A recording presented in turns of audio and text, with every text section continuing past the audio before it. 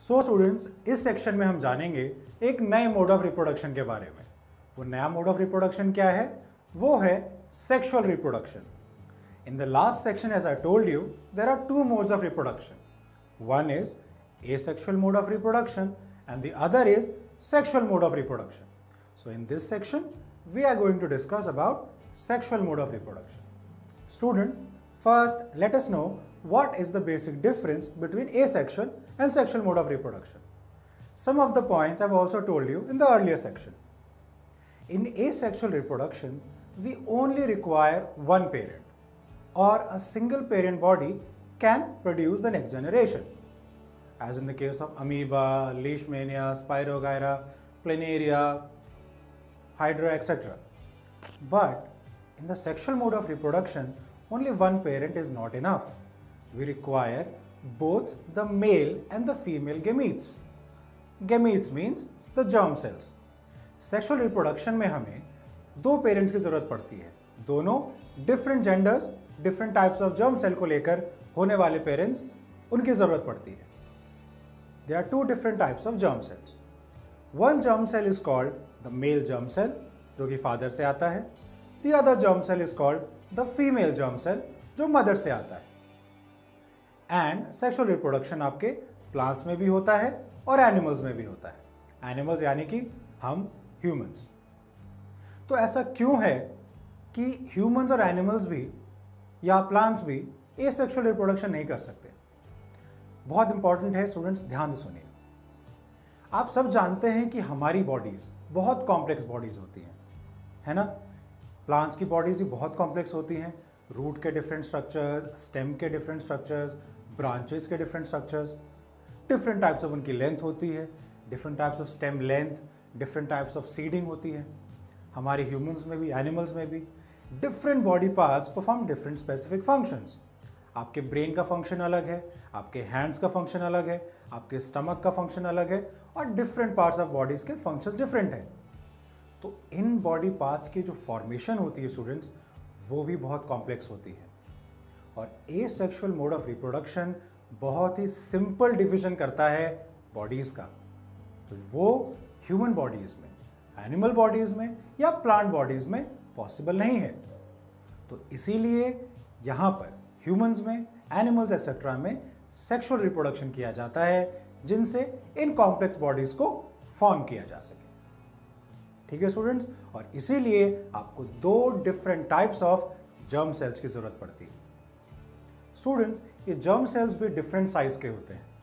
जो आपका female germ cell है, विच इज द एग, ये बड़ा होता है साइज में। और मेल जर्म सेल, जैसे कि प्लांट्स के लिए आपका पोलन ग्रेन्स और ह्यूमंस एंड एनिमल्स के लिए स्पर्म्स, इनकी साइज एग के कंपैरिजन बहुत छोटी होती है। अब वो ऐसा क्यों होता है, जब हम इसकी स्पेसिफिकेशंस जान रहे होंगे, हम तब आपको बताएंगे। अभी आपको ये बताना जरूरी था कि बेसिक डिफरेंस क्या है एसेक्सुअल और सेक्सुअल मोड ऑफ रिप्रोडक्शन में, और सेक्सुअल रिप्रोडक्शन की जरूरत क्यों होती है। स्टूडेंट्स, सेक्सुअल रिप्रोडक्शन में जो आपकी नेक्स्ट जनरेशंस आती हैं, उनमें एक खास काम होता है, उसे कहते हैं डीएनए कॉपिंग। जी हाँ, किसी भी स्पीशीज का, lion, tiger, humans, elephants etcetera, इनकी जितनी भी नेक्स्ट जनरेशंस आती हैं, इन सब में आने वाले जनरेशंस में डीएनए कॉपिंग होती है। अब ये डीएनए कॉपिंग क्या है? डीएनए कॉपिंग का मतलब ये है, हमारे बॉडी के न्यूक्लियस में, जो आपका कोई भी बेसिक सेल है, सेल के न्यूक्लियस में क्रोमोसोम्स होते हैं। क्रोमोसोम्स आपके थ्रेड लाइक स्ट्रक्चर्स हैं और उनमें अटैच होते हैं आपके ये डीएनए। डीएनए का फुल फॉर्म होता है डीऑक्सी राइबो न्यूक्लिक एसिड। ये वो साइट्स होते हैं जहां हमारी जेनेटिक इंफॉर्मेशन स्टोर्ड रहती है। जेनेटिक इंफॉर्मेशन क्या है?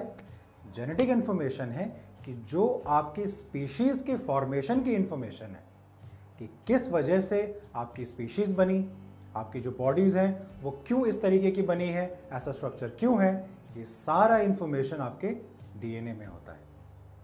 तो यही further and further reproduction of generations is because of DNA कॉपिंग। तो ये डीएनए कॉपी होता जाता है विथ अ लिटिल वेरिएशन, और इसी वजह से आपकी शक्ल आपके पेरेंट्स से अलग होती है। ये एक बेसिक एग्जांपल है वेरिएशन का, और इसी से सेक्सुअल रिप्रोडक्शन होता जाता है और स्पीशीज बरकरार रहती है। ठीक है स्टूडेंट्स, तो सेक्सुअल रिप्रोडक्शन में क्या होता है, male and female gametes diffuse होते हैं, इससे नेक्स्ट जनरेशन फॉर्म होती है और उस फॉर्मेशन में डीएनए कॉपिंग होती है, जिससे ह्यूमंस के जो बच्चे हैं वो ह्यूमंस की तरह दिखेंगे और एनिमल्स के बच्चे हैं वो एनिमल्स की तरह दिखेंगे। आपने ऐसा कभी नहीं देखा होगा कि जानवरों ने एक इंसान के बच्चे को जन्म दे दिया या इंसान से कोई जानवर पैदा हो गया। ऐसा नहीं होता। कि ऐसा इसलिए नहीं होता क्योंकि डीएनए में सिर्फ उस रिस्पेक्टिव स्पीशीज का इंफॉर्मेशन होता है। जी हाँ स्टूडेंट्स, ठीक है। अब चलते हैं स्पेसिफिकेशंस के बारे में। स्पेसिफिकेशंस एज इन, अब हम जानेंगे सेक्सुअल रिप्रोडक्शन इन प्लांट्स और उसके बाद सेक्सुअल रिप्रोडक्शन इन एनिमल्स। तो अब स्टार्ट करते हैं सेक्सुअल रिप्रोडक्शन इन प्लांट्स।